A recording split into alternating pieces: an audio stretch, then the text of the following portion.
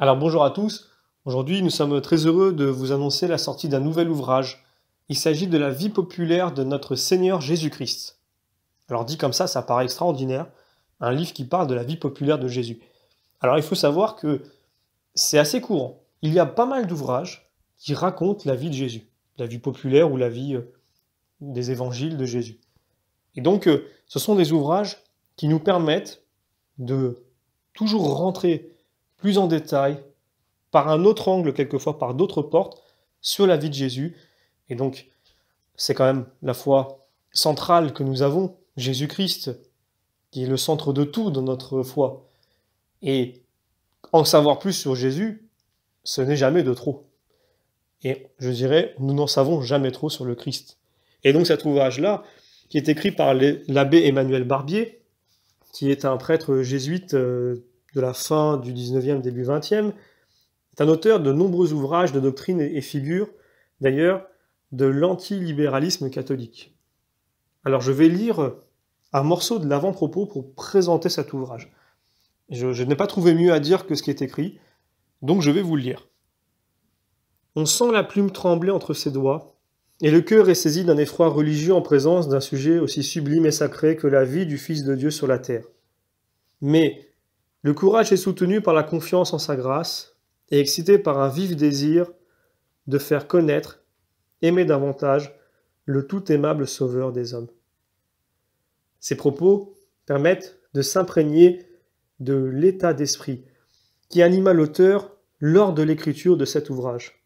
Selon lui, une vie populaire de notre Seigneur Jésus-Christ serait sans doute celle où les moins instruits ne rencontreraient rien qui ne leur soit accessible. Elle aurait pour condition première la simplicité du style, la clarté de l'exposition et l'enchaînement naturel des faits.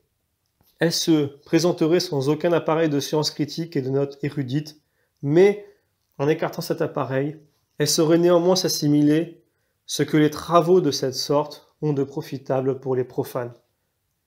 Affranchie de ses soins, tout en s'attachant scrupuleusement à la vérité historique, une vie populaire du Sauveur devrait s'appliquer aussi à dégager le sens des faits et des enseignements évangéliques, toujours très profonds, souvent complexes, et elle viserait à mettre toute âme à même d'en pénétrer quelque chose et de le goûter. Voilà, donc ce que moi je pourrais dire de mon côté, c'est que cet ouvrage grandiose de profondeur et de simplicité devrait être mis entre les mains de tous. Nous avons les 2 tomes qui sont réunis dans cet ouvrage-là, puisque cet ouvrage-là, à l'origine, a été édité en 2 tomes. Nous avons réussi à les mettre en un seul. Et donc nous sommes très heureux de pouvoir mettre à disposition du plus grand nombre un ouvrage de cette qualité et de cette profondeur, à ce prix-là. Et donc nous vous remercions comme toujours pour votre fidélité. Nous vous remercions pour les messages que vous nous envoyez.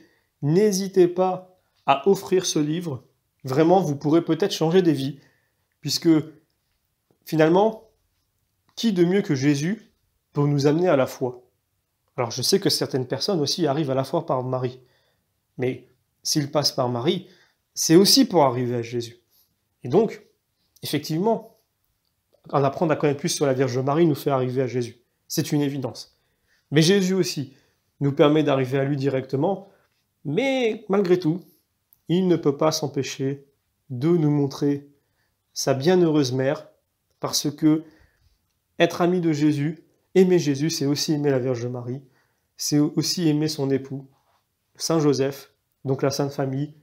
Alors vous savez évidemment notre attachement, mon attachement aussi particulier à la Sainte Famille, que ce soit le Christ, que ce soit la Vierge Marie ou Saint Joseph, celui qu'on oublie trop souvent. C'est pour ça que nous avons publié un ouvrage sur Saint Joseph dans nos éditions dès que nous avons commencé. Pour moi, c'était primordial. Et voilà, donc nous continuerons à éditer des œuvres sur Saint Joseph, sur la Vierge Marie, sur le Christ, et nous continuons à faire en sorte que le plus grand nombre puisse y avoir accès. Nous vous remercions pour votre fidélité et nous vous donnons rendez-vous pour une prochaine parution.